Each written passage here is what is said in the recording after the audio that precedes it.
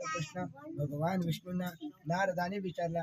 त्यावेळी विष्णूंनी जे नारदास सांगितले ना तेच मी तुम्हाला सांगतो. शांत चित्ताने ऐका. एकदा महायोगीने ध्यानमुनी जनतेवर दया करावी अशा बुद्धीने अनेक लोक फिरत असता या मनुष्य लोकामध्ये आले. आणि या मनुष्य लोकामध्ये आपण केलेल्या पापकर्माप्रमाणे अनेक प्रकारची दुःखे सर्व लोक भोगीत आहेत.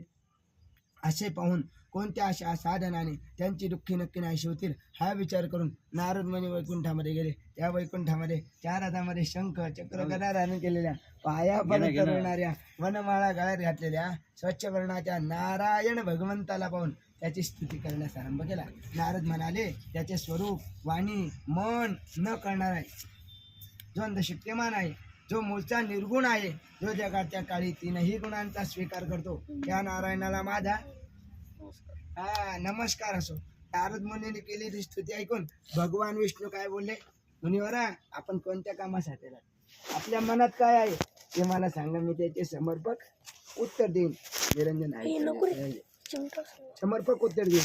नारद म्हणाले, हे भगवंता, पृथ्वीलोकातील सर्व लोक आपण केलेल्या पापकर्माप्रमाणे अनेक प्रकारची दुःखे भोगीत आहेत. म्हणून हे भगवंता, या दुःखी लोकांची दुःखे लहानशा कोणत्या उपायाने बरं नाहीशी होतील म्हणे, सांगा, माझी ऐकण्याची इच्छा आहे.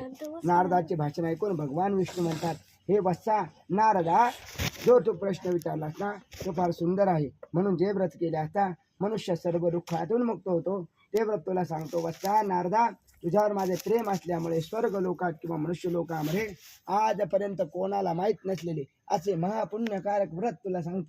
या व्रताला काय म्हणतात? सत्यनारायण व्रत म्हणतात. हे व्रत विधीपूर्वक केले असता व्रत करणारा मनुष्य या लोकात सर्व काळ सुख भोगून शेवटी सत्यलोकी नगरामध्ये जातो. भगवान विष्णूंचे भाषण ऐकून बर का, भगवान विष्णूंचे भाषण ऐकून नारद मुनी विष्णूंना म्हणाले, काय हे नारायणा, या व्रतात फल काय, याचा विधी काय, हे व्रत कसं करावं, अहो कोणत्या काली करावं हे सांगा म्हणे. नारदाचे भाषण ऐकून भगवान विष्णू म्हणतात, हे व्रत दुःख शोक नाश करणारे असून धनधान्य समृद्धी आणि संतती देणारे, सर्व कार्यामध्ये विजयी करणारे हे व्रत आहे. हे व्रत ब्राह्मण बांधव याचा धर्मावर निष्ठा ठेवून प्रदोष काळी करावं.